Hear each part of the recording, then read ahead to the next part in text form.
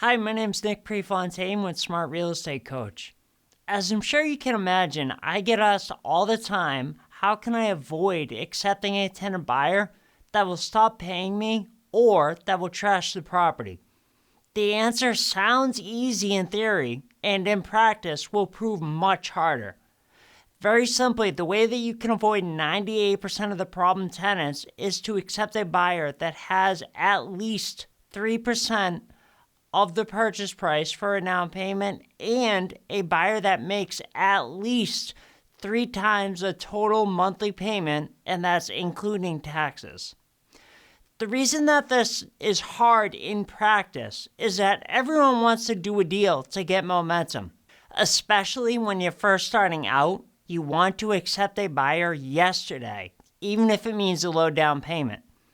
98% of the problems can be avoided in this business as long as you stick to these two hard and fast rules. There's no way around it. And the moment that you start to rationalize to yourself into compromising these two rules is the moment that you open yourself up to a headache down the road. 2 examples that come to mind. What is a deal that we just closed last week? And I'll lay out the picture so you can understand why sticking to these 2 rules can be challenging at times. The particular property I'm thinking of is in California. 3% was roughly $23,000. A buyer inquired that only had a $10,000 down payment. His income was borderline, as he was counting the funds that his nonprofit was receiving as part of his income. When reviewing his next step forms with him, we didn't even acknowledge that as income. Without it, he did not make 3 times the monthly cost of the property. However, he was adamant that he could afford the home. We took the onus off of us and said that he would have to prove his income to the screening company that we use before we'd even talk about down payment. Lo and behold, he was never able to do that. If he was, we would have, of course, said that unfortunately, as you've seen in the videos, our program is anywhere from 3% to 10% for a down payment, which means for this home, you're looking at, roughly speaking, anywhere from $23,000 to roughly $77,000. You need at least that 3% to get in the door.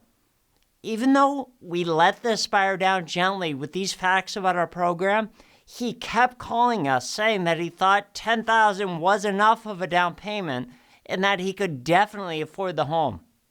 Sounds simple, right? At the time, this associate had closed on this house 6 months ago and had been coming out of pocket for the mortgage payment. He was desperate to stop the bleeding. I think he asked me 3 times whether he could just accept these buyers so he could get someone in there to help him make the mortgage payment. Good thing we didn't, because right after the last time he asked me, a great buyer surfaced that just sold their house and had $100,000 to put down. It made well in excess of 3 times the monthly payment. Another example comes to mind on a property that's not too far from us, right down the road. We had tenants that got relocated out of state and had to leave. We had been making the mortgage payments for 5+ months, and the winter was coming. We were even considering renting it for the winter. We had what would have been a very low rent-to-own buyer, a low-end rent-to-own buyer with only a 3% down payment and barely made 3 times the monthly cost of the property. Part of our process, as you know by now, is to get the buyer screened to find out how long it is going to be in order for them to become mortgage ready. And that costs $50. We have all of our buyers pay for that. These prospective lower-end rent-to-own buyers were balking even at paying that and didn't want to pay the $50 unless we guaranteed them that they were accepted. Unfortunately, we can't do that. During this whole back and forth, another buyer surfaced with $100,000 to put down on this $250,000 house. Because we didn't bend and let the low-end buyer dictate the terms, we're able to accept this $100,000 down buyer. In both of these scenarios, we have buyers who want to dictate how our program, our rent-to-home program works.